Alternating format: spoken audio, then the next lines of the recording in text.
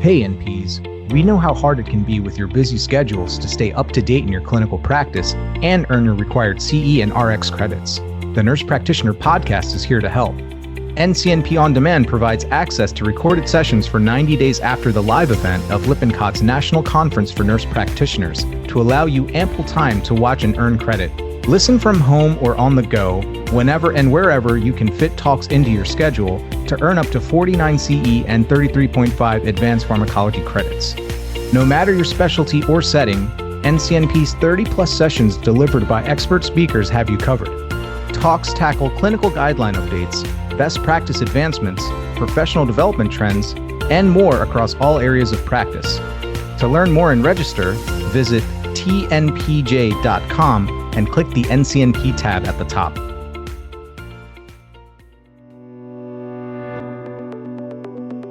Welcome to the NP POW videocast, a space where I will talk to nurse practitioner experts who are going to kindly share their pearls of wisdom, or what we call NP POWs, on an array of healthcare topics. I am your host, Dr. Julia Rogers, a certified nurse practitioner, and today we are very honored to have Dr. Bernadette Melnyk, a nurse practitioner and Chief Wellness Officer, to discuss health, wellness, and the emerging role of Chief Wellness Officer. Thanks for joining us today, Dr. Melnyk. I'm delighted to be with you, Julia. Well, first, I just want to get a little background, and I want you to tell us a little bit about yourself, your passions, and your role as a nurse practitioner and your Chief Wellness Officer role. Well, I grew up in a small little coal mining town in southwestern Pennsylvania. My dad was a coal miner. I lived in half of the company house. It was probably 900 square feet. We struggled financially, but I was born with rose-colored glasses on, and I still can make lemonade out of lemons still yet today.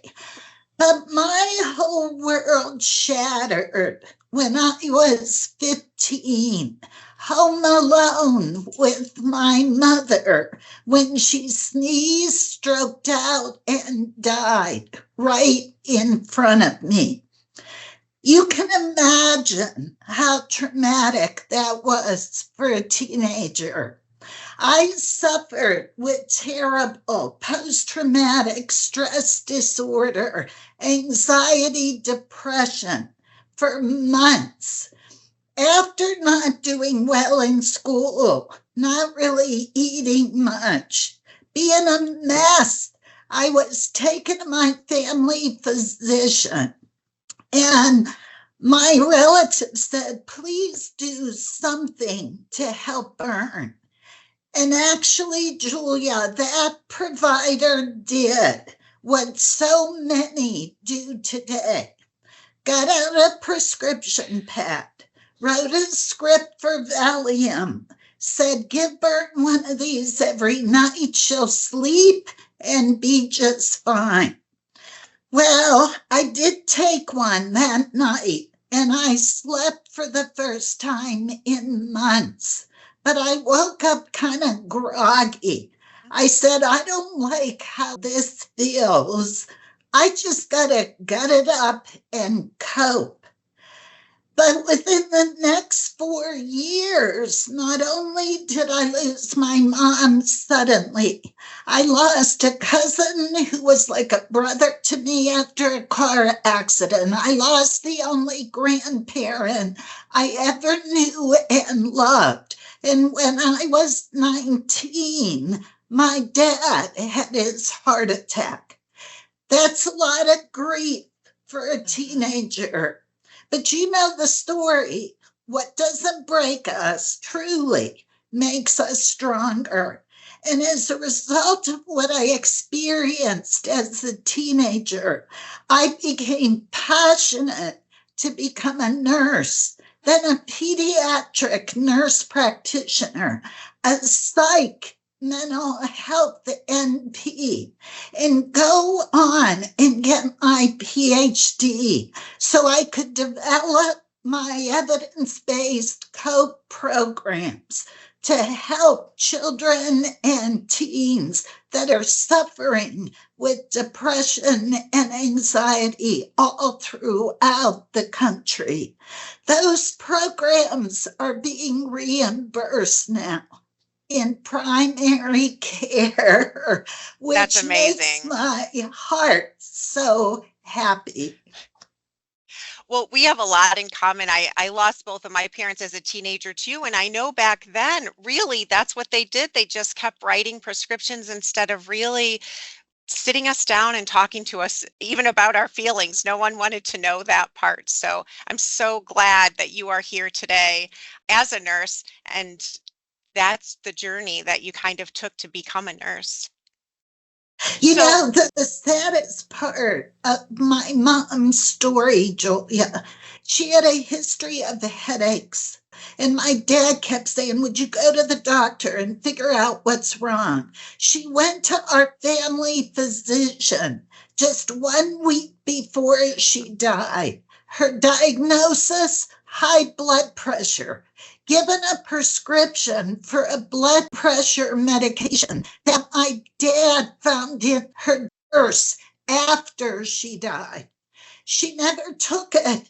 But think about this. 60% of Americans have a chronic condition, yet 80% of chronic disease is totally preventable with just a couple healthy lifestyle behaviors.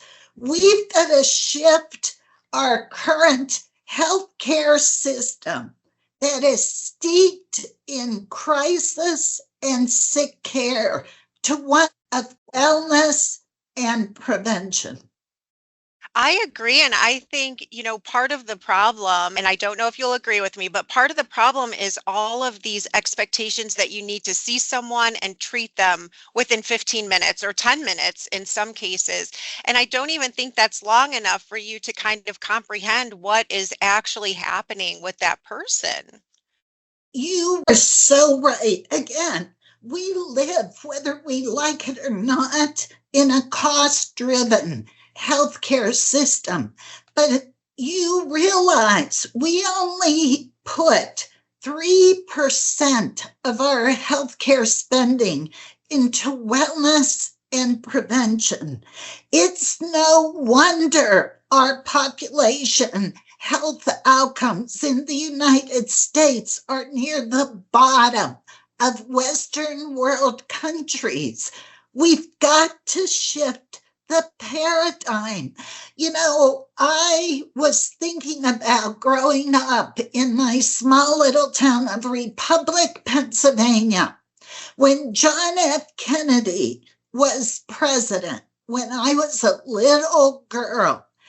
Only 6% of Americans had a chronic disease.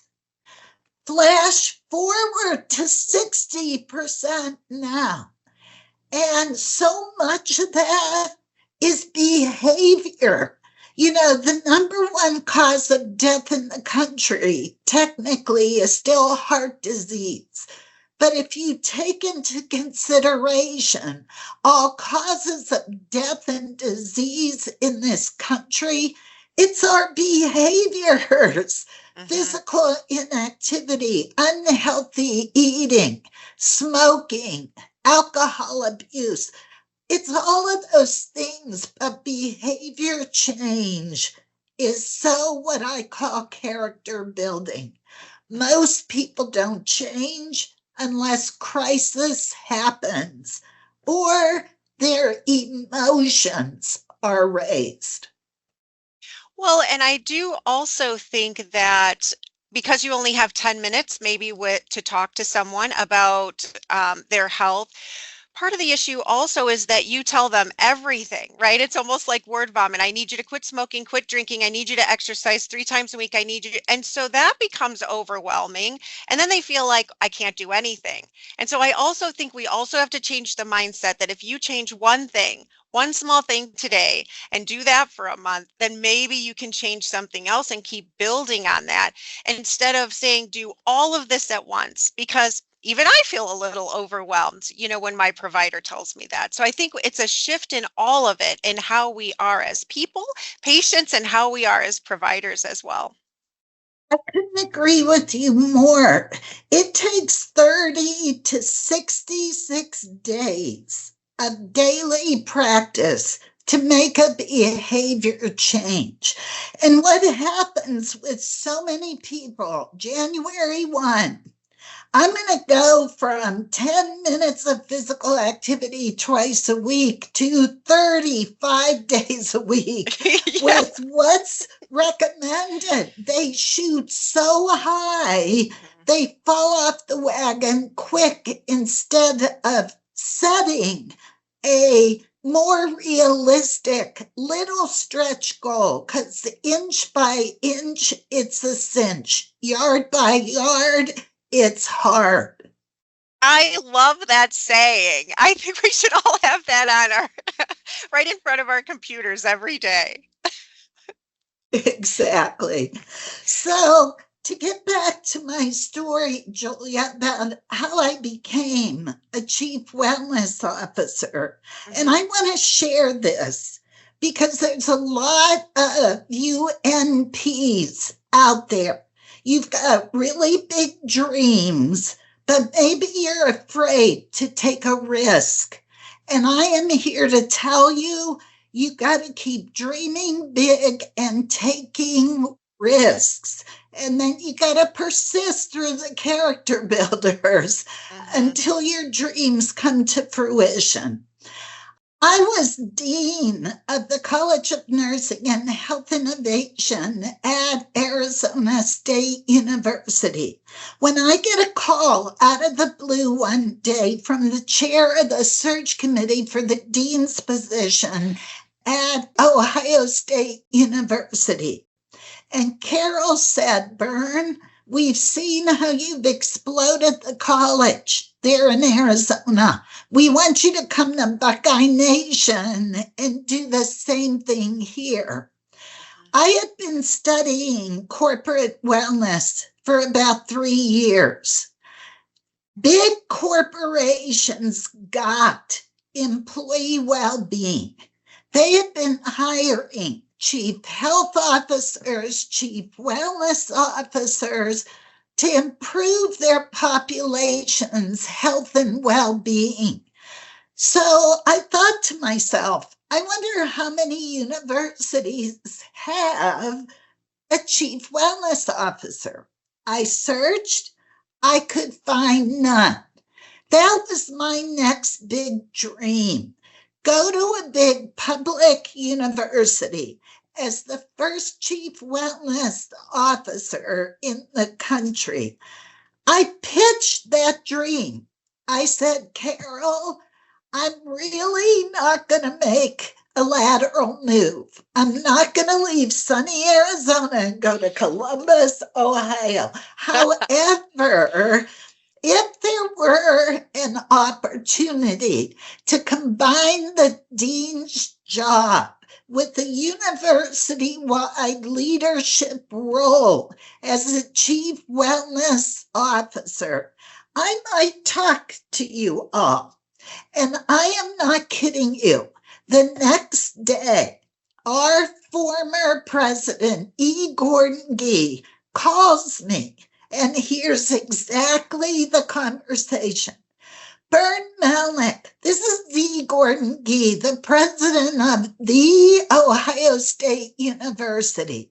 What the Sam Hill is the chief wellness officer. And what would you do for Ohio State value added if I created this role for you?" That's exactly how I got to Ohio State. So I was the first in the country. Now I'm in a network of about 100 CWOs. But Julia, do you know what's really sad for me? They're almost all physicians, except a couple of us. And why the Sam Hill have we let medicine get ahead of us in this movement in wellness and prevention? I don't understand that to this day, because back to Florence Nightingale, she was all about wellness and prevention. And I do think that nurses in general have been the guiders of wellness, and yet we're still allowing, right, the physicians to kind of take over those big roles.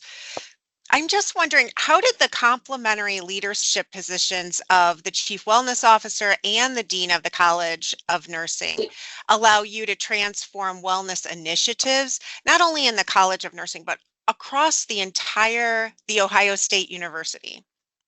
Yeah, because we're a really big elephant, right? We have Mhm. 66,000 students and about 44,000 faculty, staff, clinicians. My role as CWO, get everybody healthier, happy, and engaged, really. The combined role at first worked out well, because it positioned me with other deans and leaders across the university. And I think that was key. But within 5 years, because I didn't have like an expert to call and say, what do you suggest I do to start this? I had to create the structure for wellness, the framework for wellness, our first strategic plan on health and well-being. But after about 5 years, both of those positions became full-time jobs. So I was quite overextended doing both jobs. And when my contract was coming up again, I had been in both roles for almost 12 years. I'm like, I really need to focus on the CWO job and get a bit more work-life harmony back in my life, because I was working. Taking your own advice, right? Exactly. So the best time to pass a leadership torch is in a position of strength. And I felt like I was just so happy with what we did for the college when I was there. I mean, we went from 1,100 students to 2,400 students. Our rankings came up to the top 5, the top 10, both in U.S. News and World Report and NIH funding. And I built building on the Ohio State campus for nursing, which was great. And we raised the funds to have it totally paid. So that's when you want to step aside as a leader in a position of strength, not in a position of weakness or when a unit is not doing well. So that was my next goal, to establish that CWO office and position outside of the deanship. And now I've done that, which I'm really excited about.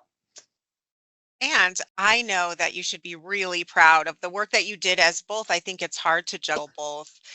As the first Chief Wellness Officer in an academic setting, how do you feel like that role has evolved since you began? And what do you see as the most critical responsibilities of that position now that that's your full-time position? You can have, Julia, the best menu of evidence-based programs for your people, which we do at Ohio State. But you've got to do two other things. One, you got to fix system issues that we know cause burnout, depression, anxiety. Part of my job is to bring these system issues to leadership and say, these things need to be fixed. Thirdly, you got to build a culture of well-being that makes it easy for people to engage in healthy lifestyle behaviors. All of my research, because I've done so much research in this whole burnout and well-being space, but all of my research shows if people perceive they live and work in a culture that supports their well-being, they have much less burnout, much less depression, and they're more engaged, which is great. But culture change is what I call character building. It doesn't happen overnight. And we're living now in an era where leaders in healthcare, deans across the country, the average length of time in their positions is about 3 years. That's not enough for culture change. And I'm so pleased that at Ohio State, we have focused so big on alignment, on culture change. It truly is in our DNA now, which is great. Yes. Well, and that's a great transition to the next part of this interview, which is you are a big leader of evidence-based practice and implementing that evidence-based practice. So I'm just wondering, can you share some of the most successful evidence-based wellness interventions that you've implemented and what exactly made them particularly effective? We got to remember, we have joked about the research practice time gap since 2000, since the famous Bayless and Bourne paper was published that said it takes 17 years to translate evidence-based intervention and practice. And Kahn and colleagues in 2021 did another study. They updated that gap. They said now it only takes 15 years. That's crazy. I just chuckled because I said, oh my gosh, in 2 decades, we moved the needle 2 years. So at that pace, it'll only take us 150 more years to translate evidence from research in the practice to improve quality and safety of healthcare. That's the definition of insanity. But, I've consulted, I still do keynotes on evidence-based practice and wellness all throughout the nation and globe. And I will tell you, there are still so many organizations that function. That's the way we do it here. That's the way Dr. So-and-so says it needs to be done. So we've got to bring up our students, our NPs, to be assertive, to know how to contribute to that culture change, to have the skills in EBP. We have competencies that we have developed and published for evidence-based practice. We've done national studies on this topic, and I'm sad to say we still have so much opportunity because the majority of clinicians, including nurses, are not steeped. EBP is not in their DNA. Well, and besides that, do you have any other information about how we can bridge that gap between research evidence and then using it in practical situations in real life? What is the answer to that to bridge that gap? It's being competent in the skills, but it's culture. It gets back to culture again. Culture eats strategy for breakfast, lunch, and dinner. And if you are in a culture where evidence-based practice is not put into practice consistently, so many people fall backwards into that trap again. And I think you bring up a really good point, Julia. When you're working in primary care and you're expected to see people in 10 minutes because you got to get that money in the door, that's a huge pressure. And it's a huge barrier to reducing burnout. In all of my evidence-based practice research, there are two big drivers of whether people practice that consistently. One is culture. The second is mentorship in EBP.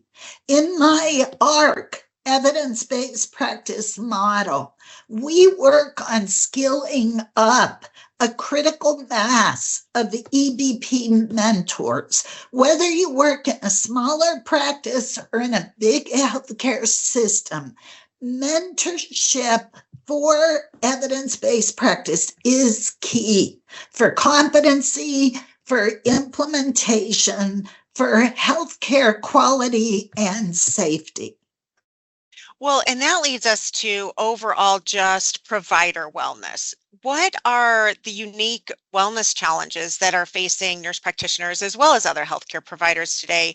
And how can healthcare organizations, including our academic settings, better support overall well-being? For one, here's what makes me sad, because I'm talking to NPs today.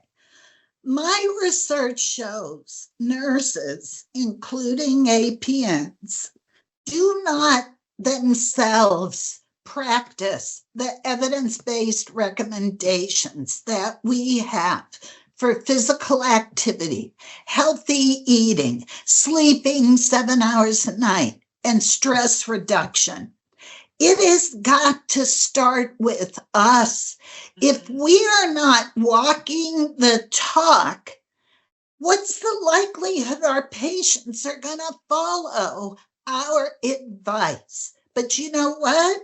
Nurse practitioners and nurses don't prioritize, a lot of them, their own self-care.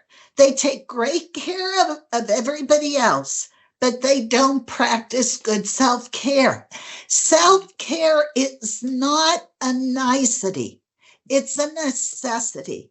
Because if we don't take good self-care, we can't take great care of others. We can't keep pouring from an empty cup. And we can't put it off. The earlier we start with these healthy behaviors, the less chronic disease we'll have. If we don't take the time for this now, we will have to take the time for chronic disease later. Work sites gotta build the culture to make it easy for people to engage. They have to fix system issues, like if it takes 12 clicks in the electronic health record to give a flu shot, that's a problem. Yes. It takes time away from the joy of caring for our people. So it's a very complex situation, but you got to start somewhere. And for those NPs who are listening today, please find your why. Face your true story right now. For instance, Have you worked overtime instead of spent time with your family in the past month? Have you slept less than 7 hours a night? Have you gotten fast food because you didn't have the time to cook over the last week or two? But we've got to first face our true story. It is a strength to recognize our true story or when we need help. It's not a weakness. And there's still this stigma, Julia, out there. We did, and I don't know if you saw one of my latest publications. So many nursing licensing boards across the United States, in fact, 37 states, are still asking inappropriate mental health questions on APRN and RN licensure applications. This is a barrier for people not seeking help because they're scared they're not going to get licensed again. They're going to lose their job. People have killed themselves. Nurses have a higher rate of suicide than the entire general population. Mm-hmm. We've got to do something about our mental health now. We can't wait. We got to put a sense of urgency on this. I appreciate you bringing that up so much. I literally just had a doctoral student graduate, and her evidence-based practice project was on nurse suicide. And I honestly was dumbfounded by the numbers. Like you said, it has the highest rate of suicide, and I must have had my blinders on because I didn't realize, but I completely understand why, for all of the reasons that you just mentioned. We never take care of ourselves first because we're always taking care of others. So thank you so much for bringing that up. 2 years ago, I received a nice grant from the American Foundation for Suicide Prevention. I'm in the middle of a clinical trial to prevent nurse suicide. What we've done is we have digitalized my cognitive behavior therapy-based program that reduces depression, anxiety, suicidal thinking in children, teens, young adults. We have digitalized an adapted version of that for nurses and clinicians. We are testing it in a big national study in partnership with the American Nurses Association. We have sadly enrolled over 400 nurses across the United States who are at high risk for suicide. We have 2 arms in the study. One arm just gets the screen, the ISP screen by the American Foundation for Suicide Prevention. The other arm gets that, plus my digitalized cognitive behavior therapy-based program. We're following these nurses for a year after the intervention to see if we can get better outcomes with the addition of CBT, which we know is gold standard evidence-based treatment for depression and anxiety. How we can have more interaction with people that actually need it for their mental health. I'm just wondering, as far as technology goes, how can we leverage that effectively in order to support wellness initiatives and still maintain that human connection? You're onto something. So we're just finishing, we're writing the paper now. We've digitalized my CBT program for college age young adults. We just tested a 3-arm clinical trial students got it all self-delivered with technology, right? Digital. The second group got it self-delivered, but they had a facilitator that touched base with them periodically through the 7-week program. The last group got it delivered one-on-one by a nurse practitioner student. Bottom line, which of the interventions worked best? One-on-one delivery with a person. Second, self-delivered with a facilitator that at least personally touched base a few times with the students. But the digital still worked. We got drops in depression, anxiety, stress with all digital delivery. But again, stronger dose impact when a person was either delivering it or touching base periodically. Based on your extensive experience, what do you see as the future of health promotion and wellness and mental health in healthcare settings? I think, and this is key, if we are going to advance, if we're going to get our healthcare system, our government, to invest more in wellness and prevention, we've got to show them the return on investment and value of investment. Without that data, and again, we take, of course, me being CWO for Ohio State, we take an evidence-based quality improvement approach to population health and well-being.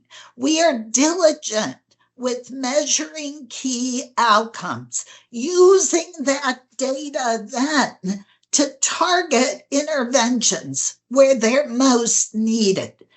But you got to show the ROI and the value of investment to get your leadership to invest in well-being, to increase the resources for well-being. And that's where a lot of people fall short. They don't calculate return on investment or value of investment. Because it comes full circle, as you said earlier, the bottom line is always the dollar, right? How that can kind of come back to the organization, company, or what you're doing to improve all of that. In your last few minutes, can you please share 1 or 2 POWs or pearls of wisdom to our nurse practitioner listeners that they can use in the new year that you have found the most helpful or beneficial in health and wellness? It's the 3 Ds, the ability to dream big, because nothing happens without a dream. After the pandemic, we have been in a state of what I call inertia. People need to put their dreams on the front burner again, get excited again about those dreams, support each other in achieving them. Never listen to negatoids around you that tell you how something can't happen. You got to turn those people, you got to become deaf to negatoids and negativity, and keep your dreams bigger than your fears and your uncertainties. The second D, it's all about discover. That's about risk taking. The most successful people in life have been the biggest dreamers and the biggest risk takers. Most people don't regret what they did in their life as they're coming to the end. They regret what they didn't do. And then lastly, the third D, deliver those dreams by persisting through the character builders, because you're going to have them. But again, Keep your dreams bigger than your fears, and don't put self-care low on your priority list. You got to bump it up again, and you got to tell yourself your true story, and then get motivated to make a change. When I get up in the morning, I may not feel like exercising, taking my 2 character building pugs on a walk, but I put my loved ones in front of me. I didn't have a mother to see me graduate from high school, college, go on and have my 3 beautiful daughters.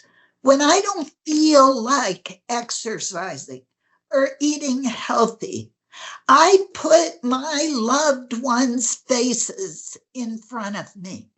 And if I don't do it for myself, I do it for them because they want me to be around a long time.